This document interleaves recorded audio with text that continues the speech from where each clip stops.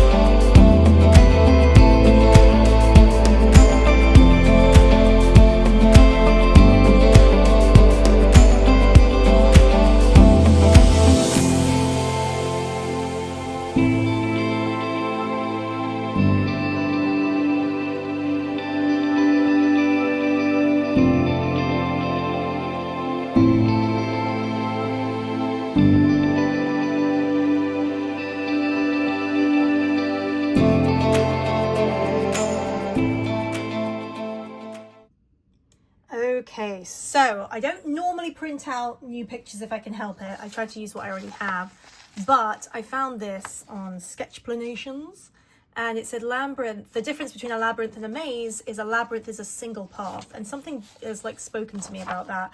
I like the idea of like we only get one path in life, like we have lots of choices, but there's only one outcome, right? We all start and we die. So I like that kind of mindset. It's a little deep, perhaps. But I'm thinking I want to try and find a way to include at least a moment of this because I really like it.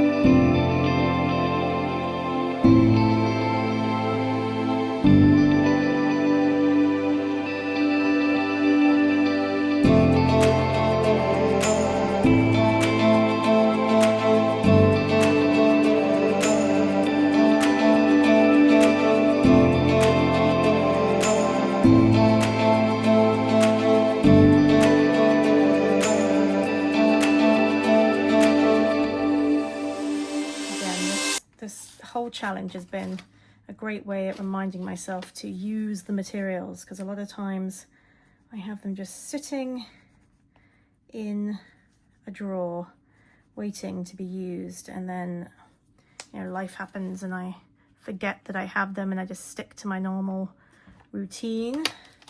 But it is really nice when you have an arsenal of items at your fingertips and you can actually use them.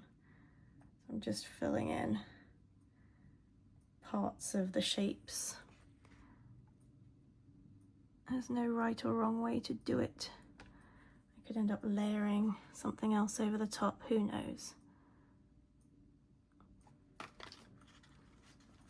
Guess I'll try to stick with the colours I've already done. So we've got yellows and pink and orange and more of those kind of highlighter colours, I guess I could call it.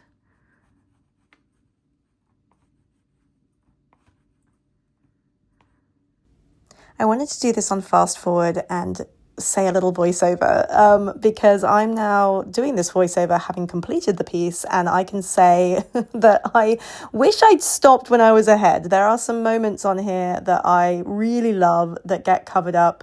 You'll see by the end. I don't dislike the end result, by the way.